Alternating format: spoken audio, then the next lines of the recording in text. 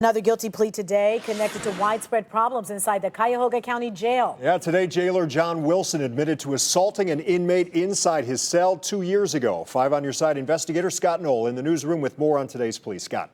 Well, you may remember Wilson went to trial on felonious assault and other charges in the case last summer. A jury couldn't reach a unanimous verdict in that case. Today, rather than face another trial, Wilson took a deal, pleading guilty to a charge that keeps him out of the same jail he works in. Cuyahoga County Corrections Officer John Wilson pleading guilty today to misdemeanor assault. Investigators say he beat former inmate Joshua Castleberry so severely, Castleberry's teeth were broken and one shoved up into his nasal cavity. I want to say that I was sorry for the injuries Mr. Castleberry has suffered.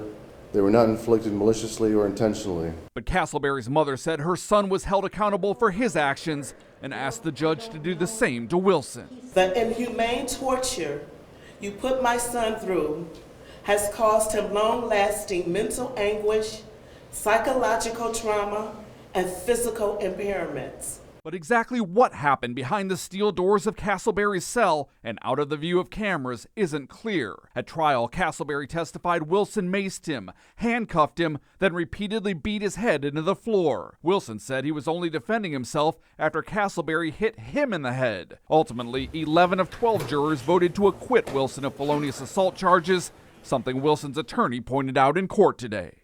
We had 12 people sitting in that jury box, and 11 of those 12 didn't think that Mr. Wilson should be held accountable for his actions that day. Ultimately, Judge Sherry Madej sentenced Wilson to 3 years of probation. Assuming he stays out of trouble, it means he won't serve a day in jail. Although Madej said she doubted Wilson would get the same treatment as Castleberry and others behind bars. Mr. Wilson, I cringe when I think of how the inmates in our county jail are treated by some of the COs and the folks in charge like animals. They're not animals.